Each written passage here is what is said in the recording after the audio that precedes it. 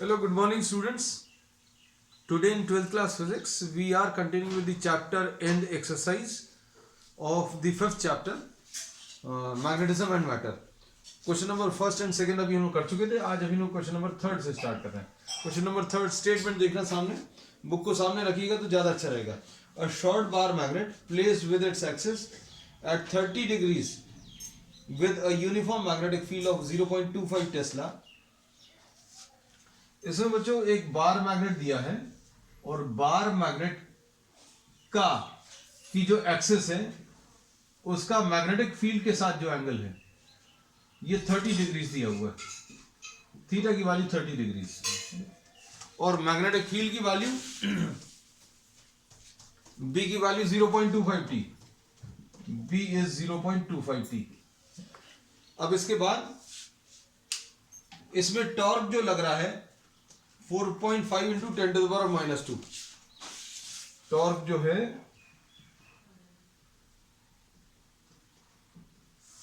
4.5 into 10 to the power minus 2 joules. ये torque लग रहा है. अब इसके बाद what is the magnitude of magnetic movement of this magnet. Magnetic movement बताना है तो मैग्नेटिक मूवमेंट बताने के लिए जो फॉर्मूला यूज करेंगे torque is equal to M B sine theta. Torque की value M B sine theta. अब इसमें टॉर्क की वैल्यू मालूम है और थीटा भी मालूम है and you know the value of magnetic field. तो सिंपल कैलकुलेशन है, you have to find out what the value of M, the magnetic dipole moment. इसको भी आप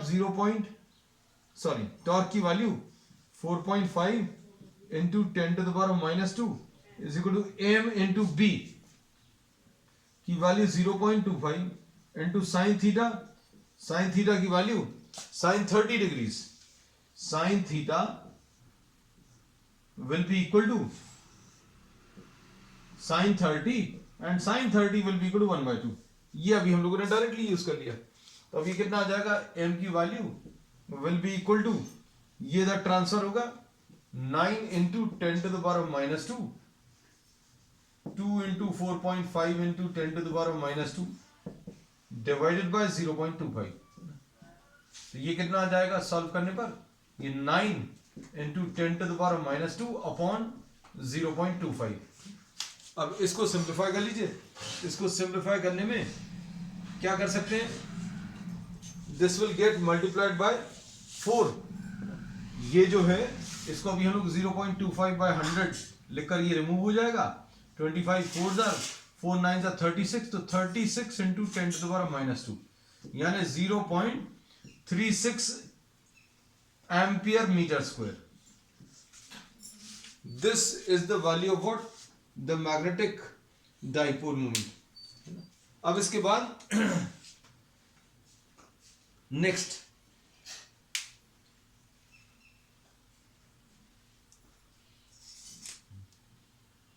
a short bar magnet. Next question.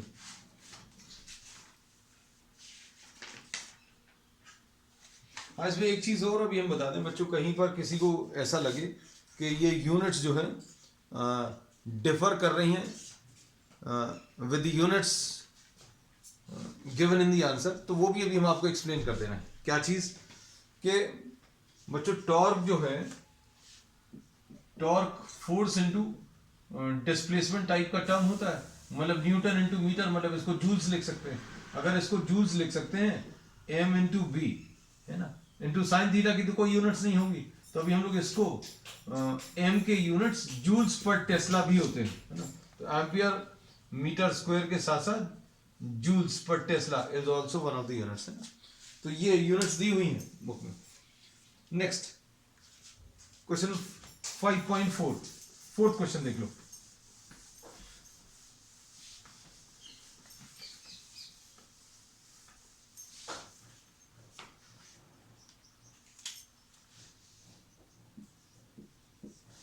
Question number 4. अब a short bar magnet of magnetic moment m is equal to 0.32 joules per tesla, 0.32 joules per tesla ऐसा दिया हुआ है. और is placed in a uniform magnetic field of 0.15 T. If the bar magnet is free to rotate in the plane of the field, which orientation would correspond to stable equilibrium? तो ये अभी हम लोग कई बार डिस्कस कर चुके हैं पहले भी थ्योरी क्लास में भी, कि अगर कोई मैग्नेटिक फील्ड है और उसमें कोई मैग्नेटिक डाइपोल या बार मैग्नेट अगर रखा हुआ है, तो अल्टीमेट एम मैग्नेटिक फील्ड का क्या रहेगा? To align the magnet along the direction of magnetic field. ये मैग्नेटिक फील्ड जो है इस बार मैग्नेट को अपनी ही लाइन में लाने की कोशिश करेगा। तो अब हम लोग इसमें ये कहते हैं the most stable equilibrium position बच्चों ये वाली रहती है। कौन सी? when the bar magnet is placed along the magnetic field such that the angle between the magnetic dipole moment and the magnetic dipole moment और मैग्नेटिक फील्ड के बीच में एंगल कितना आ जाएगा बच्चों? 0 डिग्री, थीटा इज इक्वल टू 0। अब इसको अच्छे से समझना, ये अभी हम कई बार पहले भी बता चुके हैं कि अगर ये कोई बार मैग्नेट है तो इसके ऊपर ऐसा फोर्स लगता है, इसके ऊपर ऐसा फोर्स लगता है, अगर ये मैग्नेटिक फील्ड का डायरेक्शन है। और जब अभी हम लोग इसको इस पोजीशन में रेस्ट पर ले आएंगे तो क्या होगा? What will happen? Net force and net torque will be equal to 0. So theta equal to 0 corresponds to stable equilibrium. इसको स्टेबल इक्विलिब्रियम क्यों बोलते हैं? क्योंकि अगर आपने इसको इस पोजीशन से डिस्टर्ब किया, आपने अगर इसको एंटी क्लॉकवाइज डायरेक्शन में डिस्टर्ब किया तो इसके ऊपर क्लॉकवाइज डायरेक्शन में एक टॉर्क काम करेगा और ये क्लॉकवाइज डायरेक्शन में टॉर्क इसको वापस लाने की कोशिश करेगा।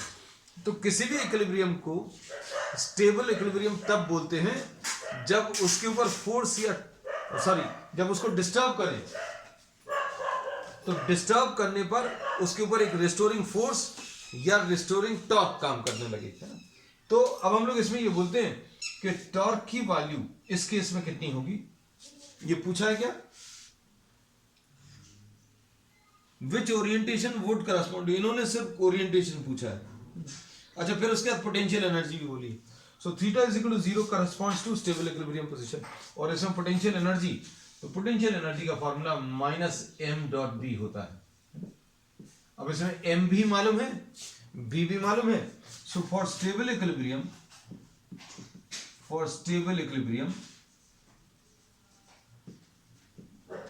u will be equal to -0.32 into b कितना है?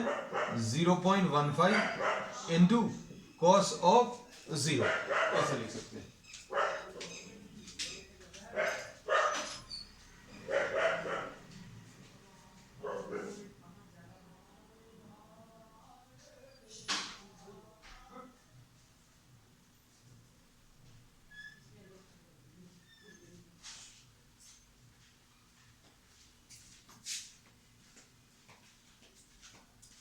तो अब इसमें सॉल्व करने पर बच्चों ये कितना मिलेगा?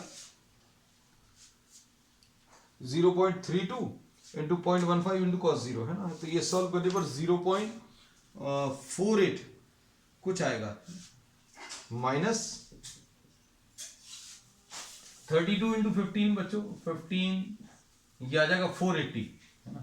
15 2 सा 30, 15 3 सा 40, 480, है ना। और 4 डेसिमल प्लेसेस तक है तो 1 2 3 एंड 4 ना, तो 0.048 ऐसा कुछ आएगा। और 0.048 को अगर आप सिंप्लीफाई करके लिखोगे तो ये -4.8 इंटू 10⁻⁻² जूल्स ऐसा कुछ मिलेगा। अब इसके बाद सेकंड पार्ट में क्या पूछा है? Unstable equilibrium. तो अनस्टेबल इक्विलिब्रियम कब मिलता है? तो अनस्टेबल इक्विलिब्रियम बच्चों तब मिलता है जब ये थीटा की वैल्यू 180 हो। अब थीटा की वैल्यू 180 होने पर अनस्टेबल क्यों आता है, ये अभी हम लोगों ने थ्योरी क्लास में बहुत डिटेल में डिस्कस किया हुआ है। कैसा, अभी हम आपको बता देते हैं। ये सपोज फॉर एग्जांपल ये मैग्नेटिक फील्ड का डायरेक्शन है, और अगर आपने इसमें ये कोई बार मैग्नेट रखी हुई है और इसमें ये बार मैग्नेट का ओरिएंटेशन ऐसा है कि डाइपोल मोमेंट का डायरेक्शन और मैग्नेटिक फील्ड का डायरेक्शन, इसके बीच में एंगल 180 डिग्रीज है। थीटा की वैल्यू 180, क्यों? डाइपोल मोमेंट ऐसा है, मैग्नेटिक फील्ड ऐसी है। अब ये अनस्टेबल क्यों रहता है, ये भी अभी हम लोग पहले डिस्कस कर चुके हैं, शॉर्ट में आज फिर बता देना है कि अगर आप इसको इसकी इस पोजीशन से डिस्टर्ब करेंगे तो क्या होगा। अगर आपने इसको क्लॉकवाइज डायरेक्शन में डिस्टर्ब किया, suppose deflect this clockwise,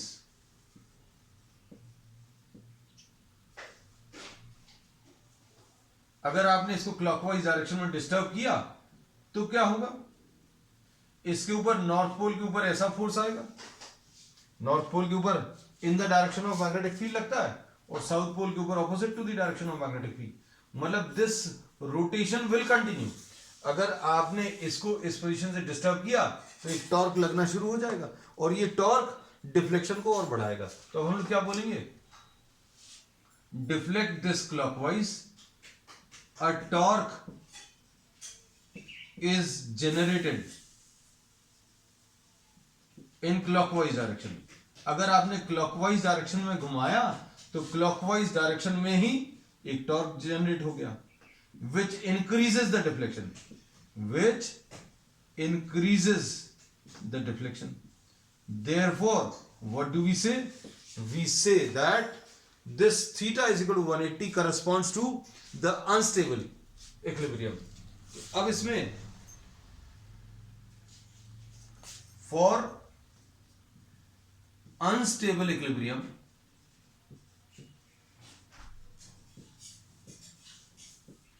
theta की वैल्यू 180 डिग्री है, और थीटा इज इक्वल टू 180 है, तो यू की वैल्यू कितनी आ जाएगी, minus M dot B, minus M dot B. अब इसमें माइनस एम की वैल्यू कितनी है बच्चों, 0.32 minus M into B into cos 180, और कॉस 180 की वैल्यू -1 है, तो ये प्लस एम बी आ जाएगा, तो प्लस एम इंटू बी कितनी है 0.15।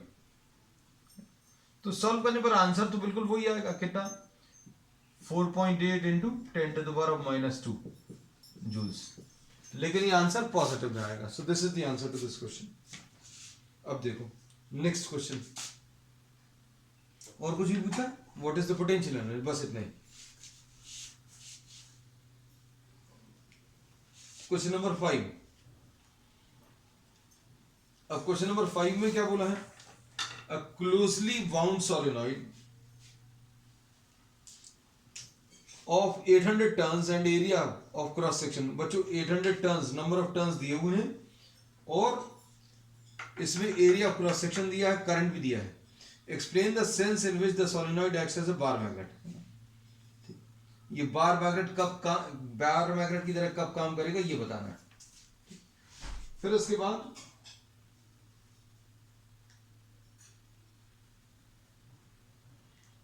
और क्या पूछा है, what is it's associated magnetic movement. Magnetic movement कितना आएगा वो निकालना है। तो मैग्नेटिक मूवमेंट का फॉर्मूला कितना होता है, मैग्नेटिक मूवमेंट का जो फॉर्मूला है बच्चों कितना, N इंटू आई इंटू ए, तो ये इसमें यूज होगा। तो क्वेश्चन नंबर 5.5 में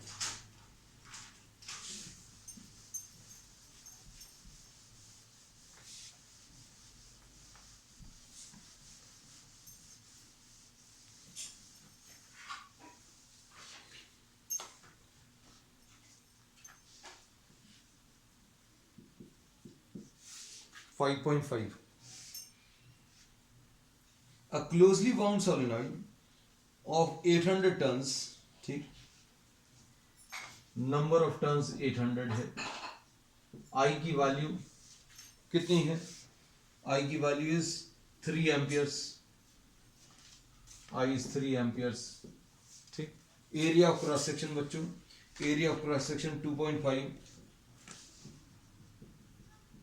इंटू 10⁻⁻2 मीटर स्क्वायर ही है शायद, 2.5 इंटू 10⁻⁻4। अच्छा हुआ देखो, 2.5 इंटू 10⁻⁻4 मीटर स्क्वायर। ठीक है, अब what is it's associated magnetic moment है, एसोसिएटेड मैग्नेटिक मोमेंट बताना। तो m की वैल्यू बच्चों कितनी आ जाएगी, m will be equal to n into I into A. अब n कितना है, n है 800 इंटू आई कितना है 3 इंटू 2.5 इंटू 10⁻⁻4। ये सॉल्व कर लो और इसका जो आंसर आएगा वो किसके टर्म्स में, आइदर जूल्स पर टेस्ला और एम्पियर मीटर स्क्वायर। देखो एम्पियर मीटर स्क्वायर इसी से बनती है यूनिट।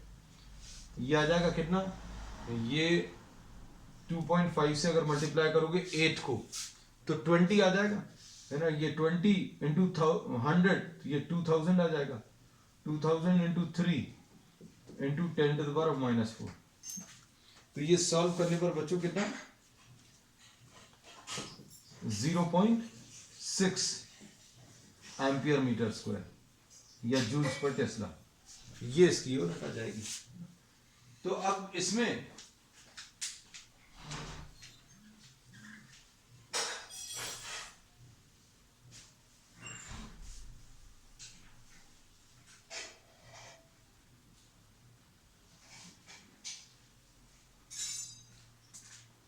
अगर आप करंट पास करोगे तो ये एक बार मैग्नेट की तरह काम करेगा और इसकी मैग्नेटिक फील्ड लाइंस जो हैं those are exactly similar to those of a bar magnet, है ना।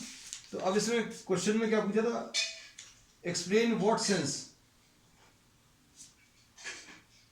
Does the solenoid act as a bar magnet. तो बच्चों ये बार मैग्नेट की तरह क्यों काम कर रहा है, क्योंकि इसकी जो मैग्नेटिक फील्ड लाइंस आएंगी those are exactly similar to those of a bar magnet. अभी आप चाहो तो इसके सपोर्ट में एक डायग्राम भी दे सकते हो कि इसकी जो मैग्नेटिक फील्ड लाइंस हैं वो similar to a bar magnet. इसमें अगर करंट ऐसा कुछ जा रहा है इस सोलेनॉइड में,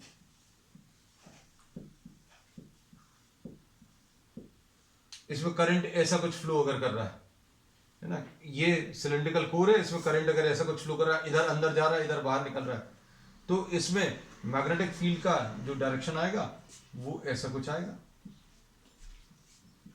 मतलब ये नॉर्थ पोल की तरह काम करेगा और ये साउथ पोल।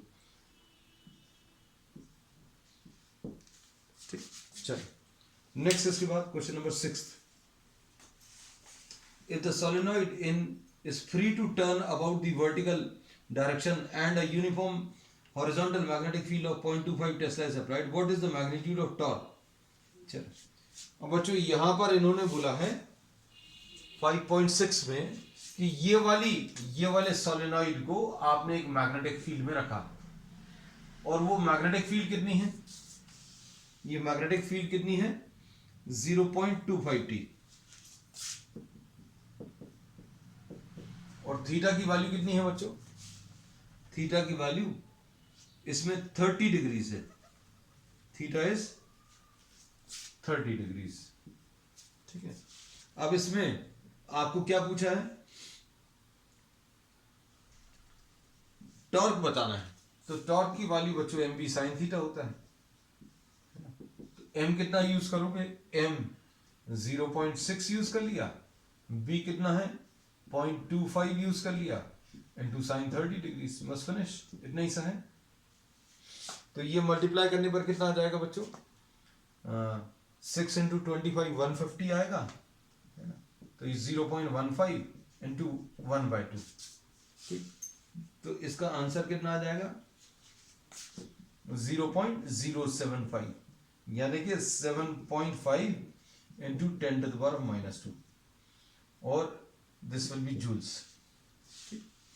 चलो नेक्स्ट इसके बाद क्वेश्चन नंबर 5.7। क्वेश्चंस बच्चों इजी हैं अभी तो as compare to first and second में टफ नहीं था, लेकिन हाँ डिस्कशंस का बहुत सारा कुछ था।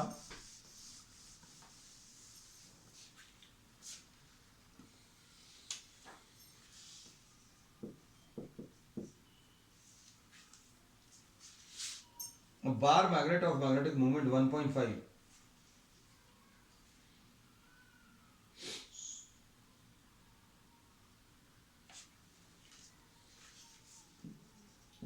Magnetic movement 1.5 joules per tesla, ये दिया है।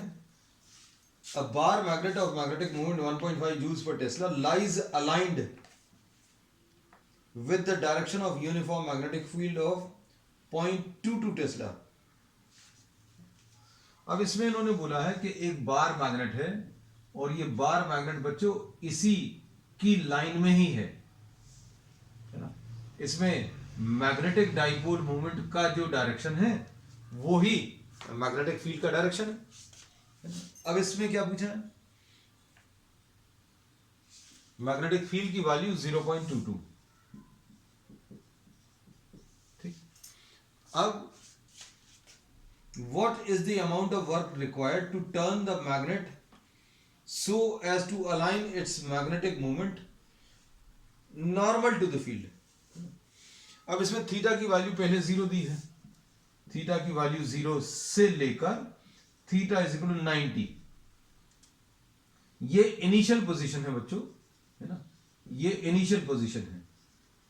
और फाइनल पोजीशन इसमें जो दी है प्रॉब्लम में फर्स्ट पार्ट में, फाइनल पोजीशन में इस बार मैग्नेट की फाइनल पोजीशन बच्चों ऐसी कुछ है।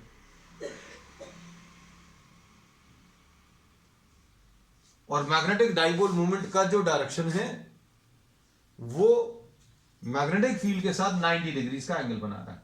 अब इसमें इन्होंने बोला कि इस पोजीशन से इस पोजीशन तक टर्न करने में कितना वर्क करना पड़ेगा, है ना। तो वर्क निकालने के लिए डायरेक्टली आप वर्क का या तो फॉर्मूला यूज कर लो या फिर पोटेंशियल एनर्जी। तो इस पोजीशन में और इस पोजीशन में पोटेंशियल एनर्जी में जो चेंज आएगा that will be equal to work done. या वर्क क्यों करना पड़ता है, या जो भी वर्क अभी आप करते हैं वो सिस्टम के अंदर स्टोर होता है in the form of energy which is termed as potential energy. यही कॉन्सेप्ट यूज करके अभी हम लोगों ने पोटेंशियल एनर्जी का फॉर्मूला निकाला था, है ना। तो अब हम लोग क्या करेंगे बच्चों, इसमें U0 निकाल लो, U0 डिग्रीज, है ना। या फिर इसको ऐसा लिख लें, कैसा, U फॉर 0 डिग्रीज, ये आ जाएगा -m डॉट बी, यानी -m into B into cos 0, यानी कि -mb, ऐसा कुछ आ जाएगा। अब इस पोजीशन के लिए थीटा की वैल्यू 90 डिग्रीज के लिए बच्चों ये कितना आ जाएगा,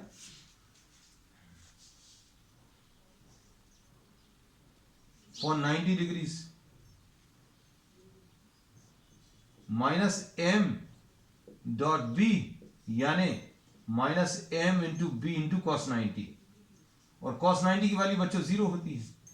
अब वर्क कैसे मिलेगा, work will be equal to U90 minus U0। इस पोजीशन में पोटेंशियल एनर्जी और इस पोजीशन में पोटेंशियल एनर्जी दोनों का डिफरेंस ले लो, दोनों का डिफरेंस U90 की वैल्यू बच्चों 0 है और U0 की वैल्यू कितनी है, -mb है। तो इसका आंसर क्या आ जाएगा, सिर्फ m into B, m into B निकाल लो। m कितना है, m 1.5 है और b कितना है 0.22। बस इसको सॉल्व कर लो तो ये वर्क मिल जाएगा, और ये वर्क सॉल्व करने पर कितना आ जाएगा, ये 0.33 जूल्स। ठीक, ये आ गया कौन सा, फर्स्ट पार्ट। अब इसके बाद सेकेंड पार्ट में क्या पूछा है, ऑपोजिट टू द फील्ड। अब इसमें इन्होंने बोला इस पोजीशन से, ये इनिशियल पोजीशन है ना, फिर फाइनल पोजीशन सेकेंड पार्ट में, final position theta is equal to 180 degrees, theta is equal to 180 degrees में u की वैल्यू कितनी आ जाएगी, u 180 minus m dot B, यानी minus M into B into cos 180, यानी कि minus M into B into -1, यानी एम इंटू बी, ऐसा कुछ आ जाएगा। ठीक, अब इसके बाद work done in rotating the magnet from 0 degrees to 180 degrees। कैसे निकालोगे? U 180 में से U 0 माइनस कर लो। अब U 180 कितना निकाला बच्चों? ये तो MB निकाला, और U 0 कितना निकाला था? U 0 डिग्रीज अपन ने कहीं निकाला था, हाँ निकाला तो था, अब रब कर दिया है शायद।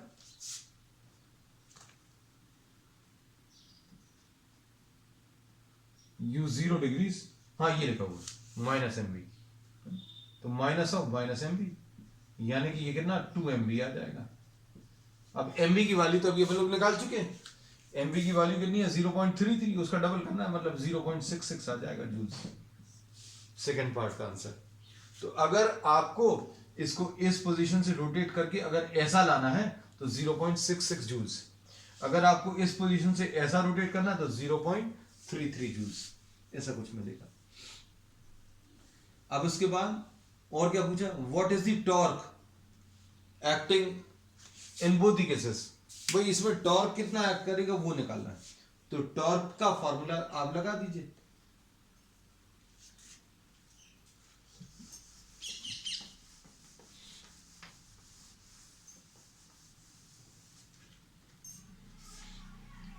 टॉर्क बच्चों पूछा है, टॉर्क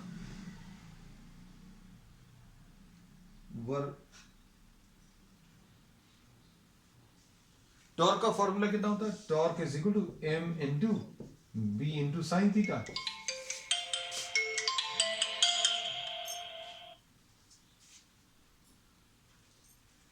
एम कितना है, एम इसमें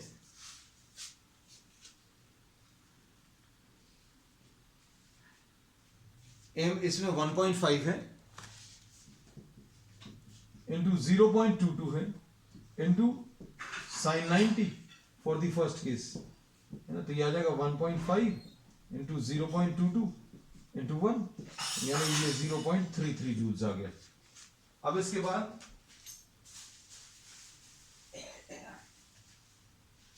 सेकेंड पार्ट में क्या पूछा, सेकेंड पार्ट, ये फर्स्ट पार्ट में थीटा की वैल्यू 90 डिग्रीज के लिए पूछा है, सेकेंड पार्ट में थीटा की वैल्यू 180 डिग्रीज के लिए, तो टॉर्क की वैल्यू बच्चों कितनी आ जाएगी, m into B into sine 180। तो साइन 180 की वैल्यू कितनी है,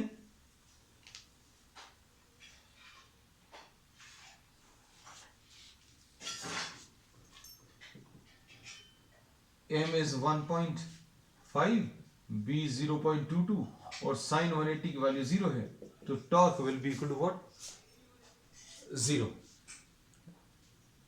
तो टॉर्क की वैल्यू बच्चों 0 आ जाएगी। ठीक, अब इसमें नेक्स्ट क्वेश्चन 5.8 देख लो। 5.8 में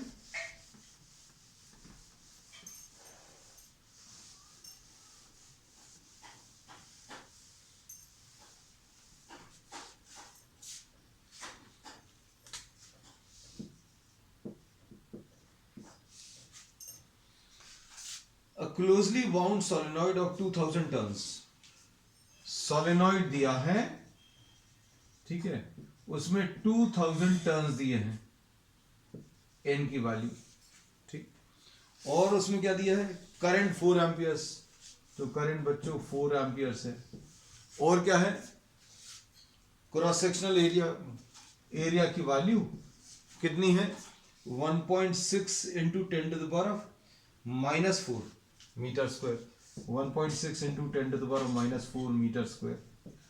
अब क्या पूछा है इसमें,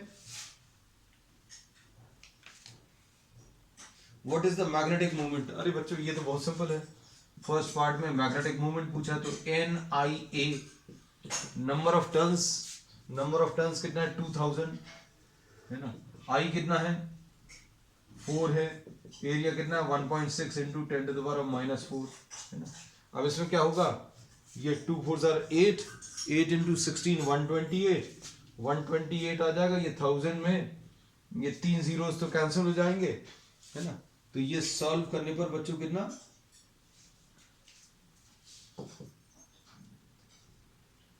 8, ये 12.8 इंटू 10⁻⁻1 आ जाएगा, यानी 1.28 आना चाहिए joules per tesla. 1.28 joules per tesla या एम्पियर मीटर स्क्वायर, कुछ भी लिख सकते हैं इसकी यूनिट्स।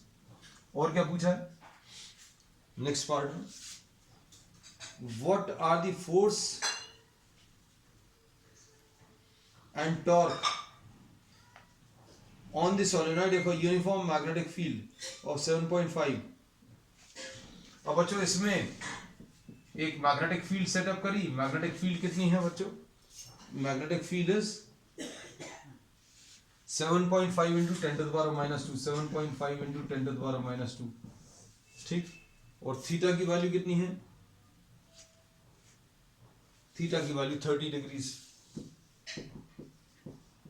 ठीक है। और क्या पूछा है, अब इसमें फोर्स, तो बच्चों नेट फोर्स तो हमेशा जीरो आता है यूनिफॉर्म मैग्नेटिक फील्ड में। अगर किसी बार मैग्नेट को रखोगे या किसी करंट कैरिंग सोलेनॉइड को रखोगे तो नेट फोर्स तो जीरो आएगा, नेट फोर्स इज जीरो। लेकिन टॉर्क जो है वो काम करेगा, और टॉर्क की value M B sine theta. M कितना है 1.28 है, बी कितना है 7.5 इंटू 10⁻⁻2 है, और साइन थीटा यानी साइन 30, ये साइन 30 की वैल्यू कितनी आ जाएगी 1/2। तो 1.28 इंटू 7.5 इंटू 10⁻⁻2 इंटू 1/2 है ना। तो ये 0.64 आ जाएगा इंटू 7.5 आ जाएगा। इसको सॉल्व करने पर ये बच्चों 4 पॉइंट कुछ वैल्यूज मिलेंगी, और ये कितना है 4.8 इंटू 10⁻⁻2 जूल्स। सो जूल्स या न्यूटन मीटर्स कैसे भी कह सकते हैं, जूल्स और या न्यूटन मीटर्स दोनों इक्विवेलेंट हैं। So this finishes what problem number 5.8। तो बच्चों आज के लिए इतना ही दे रहे हैं, we will continue with what the remaining problems of the next term. That's all for today.